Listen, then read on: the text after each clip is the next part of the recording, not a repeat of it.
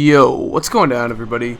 It is Straight Outta Boston here, aka the King of Boston, and today we're back for episode 30 of the Around the League series. Now, I apologize for not having this video out like 2 weeks ago when it was supposed to come out, but I just completely forgot to upload this. I had it recorded. I think I might have even had it edited down, but I don't remember doing the commentary. And it came to my attention when I did my channel update that I hadn't posted it yet. I got comments saying, where was it? And I was like, oh, wow, I don't know. So anyway, let's get right into this. The Philadelphia 76ers are coming off of a very disappointing season.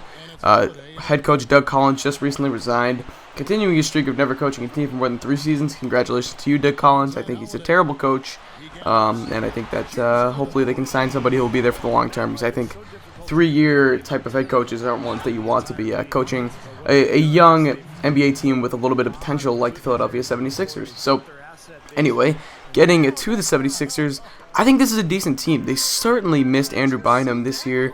If you think about it, the 76ers traded away their best player last year in Andre Iguodala for nothing. They got Andrew Bynum out of that deal, right? Well, Andrew Bynum didn't touch the floor for them. I don't even think he played in the preseason. So, you know, of course they were going to be a disappointment. They were barely an 8 seed last year. They lose their best player, and all of a sudden they're supposed to be, a top 4 team in the East. I thought they were going to be a top 4 team in the East with a healthy Andrew Bynum. I thought the one thing that really missed last year was a big low post center, and I thought that Andre Iguodala could be very easily replaced by some of the guys in this team. I was a little bit wrong on the latter, but I mean, there's no denying that they really missed Andrew Bynum this year. They just didn't have any low post scoring. They didn't have anyone they could give it to on the block. They missed Elton Brand, quite frankly, too, even though they did amnesty him, and it was probably a good move to free up some cap space, but they did miss Elton Brand a little bit. So, let's kind of dive into this roster. I'll start with Drew Holiday, the All-Star this year, breakout player, a guy that a lot of people had going for most improved player. I think if his team had been a little bit better, he might have won that award, but I agree with it going to Paul George due to the fact that he, obviously he almost not single-handedly, but he did lead his team to the playoffs. He led them to a 3 seed in the East. I think he deserves it over Drew Holiday, just for that simple fact. But Drew Holiday, still a very good player, a very improved player, and definitely deserving of, in my opinion, second place in this award. I really like Drew Holiday. He's improved his 3-point shooting. He's improved his passing ability. He's a really good all-around point guard. His defense is very nice, too. I'm surprised. I think he would have started the All-Star game this year due to the Rondo injury, but Eric Spoelstra's and whatever. I'm salty about him starting Bosch in that, but either way, it doesn't matter. I think Drew Holiday was the best point guard in the East this year, with Rondo and Derrick Rose being out. So I really like Drew Holiday for the future. He's definitely a big building block for this team. Another guy that I still think is a building block, Evan Turner. I like Evan Turner, guys. I'm on the Evan Turner bandwagon. No one is with me. There's about 5 people left on it. It's his mom, his dad, a couple of his friends, and me. And I swear, I love Evan Turner, man. He's a good player. I think Doug Collins misused him.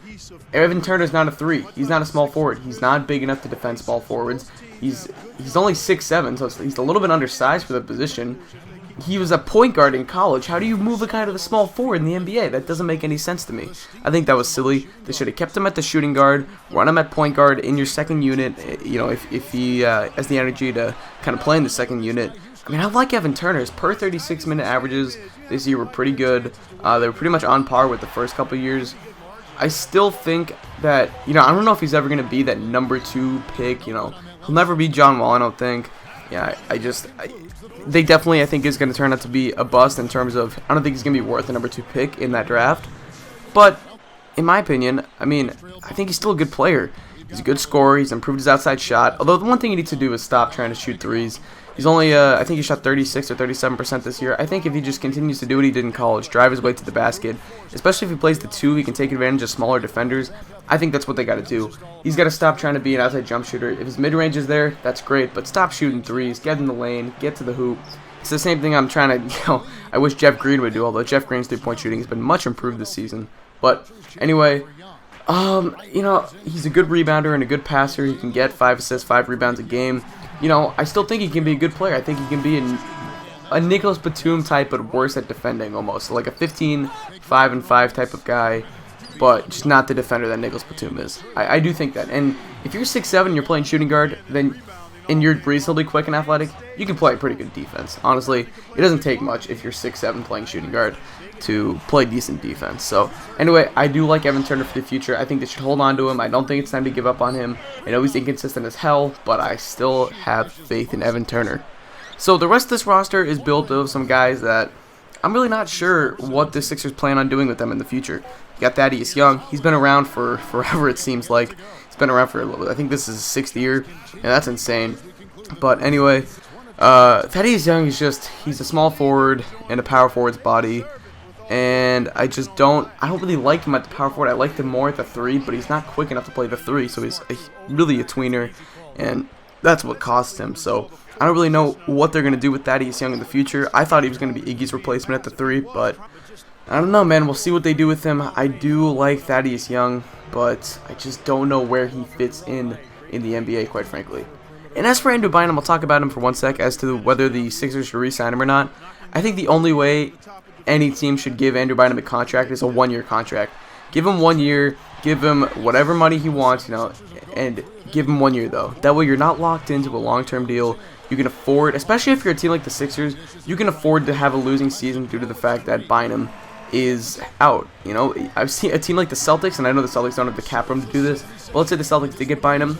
It'd be hard for them to spend that much money on a guy like that and then risk him not playing again all year, getting hurt consistently when you are a good playoff team like that. So, I think maybe they should give Andrew Bynum a 1-year contract, give him whatever money he wants, and let's see how next season plays out. If he continues to not play, if he's continuing to get hurt, let him go.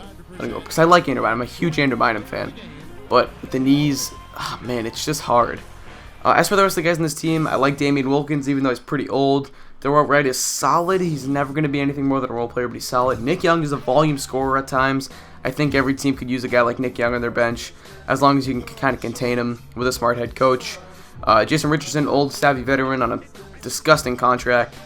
Arnett Moultrie, decent young power forward, who they got from the Heat in last year's draft. Charles Jenkins, former Golden State Warrior. He's decent at times, nothing special. Same with Roy Ivey. Roy Ivey's a good defender, I heard, though. Spencer Hawes, good three-point shooter.